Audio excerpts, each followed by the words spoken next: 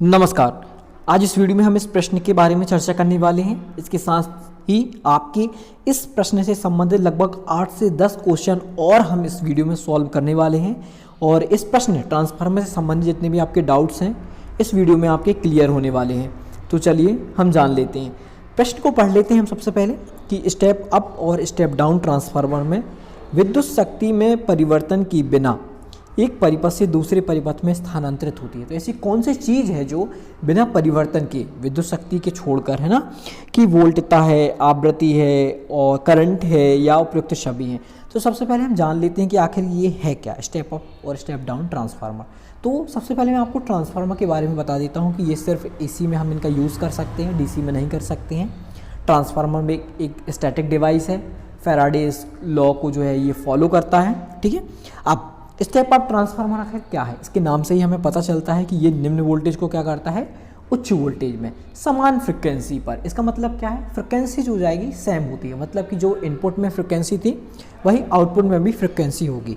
Step up voltage को यदि उच्च कर रहा है, वोल्टेज को उच्च कर रहा है तो करंट क्या हो जाएगा, वो कम कर देगा। हम जानते हैं कि पावर बराबर में क्या होता है, P बराबर में V इंटू में I होता है। यदि हमारा जो वोल्टेज है वो बढ़ जाएगा तो करंट क्या हो जाएगी, कम हो जाएगी, लेकिन पावर जो हो जाएगी हमें सेम मिलेगी। जैसे कि क्वेश्चन में बताया गया कि विद्युत शक्ति में खालिस्तान परिवर्तन के बिना, है ना, तो विद्युत शक्ति जो हो जाएगी परिवर्तित नहीं होती है।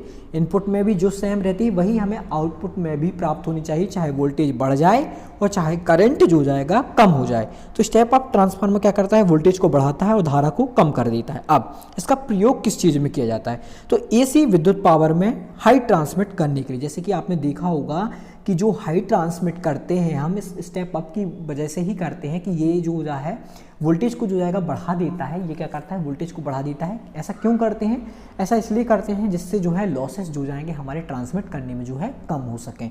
अब स्टेप अप ट्रांसफार्मर रेशो का मान जो जाएगा क्या होता है, 1 से अधिक होता है। कैसे निकालते हैं हम इसका रेशो, तो आउटपुट अपॉन में इनपुट हम जानते हैं होता है रेशो का मान।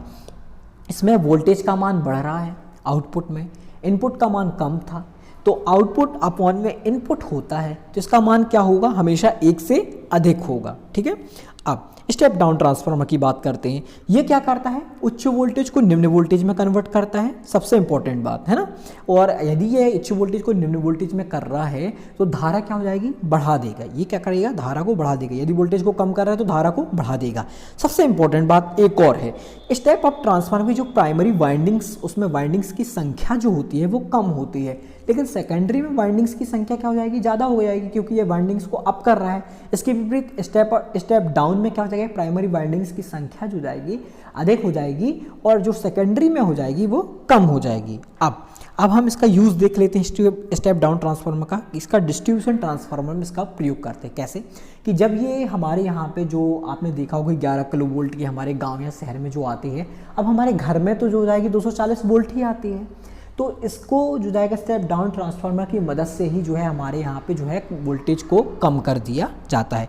स्टेप डाउन ट्रांसफार्मर रेशियो का मान कैसे निकालेंगे हम, आउटपुट अपॉन में इनपुट, बिल्कुल सरल है। आउटपुट हमें कम प्राप्त हो रहा है, इनपुट हमारा ज़्यादा था, तो हम जानते हैं कि कोई भी संख्या इनपुट में यदि ज़्यादा है तो उसका मान जो जाएगा 1 से हमेशा कम आएगा। और मैं आशा करता हूं कि आपको ये जो है क्वेश्चन की जो संबंधित जितनी भी आवृत्ति है, धारा है, वोल्टेज है, रेशियो है, यूजेस हैं, ये आपको सभी समझ में आए होंगे। और मैं आशा करता हूं कि आपको इस वीडियो में आंसर भी आपको मिल चुका होगा कि स्टेप अप और स्टेप डाउन ट्रांसफार्मर में कौन सी चीज़ें परिवर्तित नहीं होती हैं, यानी कि विद्युत शक्ति जो जाएगी परिवर्तित नहीं होती है।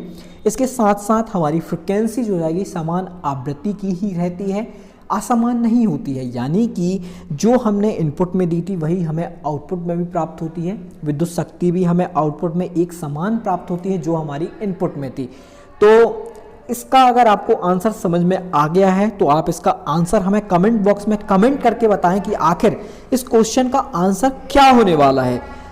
और नेक्स्ट वीडियो में हम एक और नया क्वेश्चन के साथ आपके सामने उपस्थित रहेंगे। अगर आपको ये वीडियो अच्छी लगती है तो वीडियो को जो है आप लाइक कीजिए और चैनल को सब्सक्राइब करना बिल्कुल भी ना भूलें और बेल आइकन को दबाएं, जिससे हमारी आने वाली नई वीडियो का नोटिफिकेशन सबसे पहले आपको मिल सके।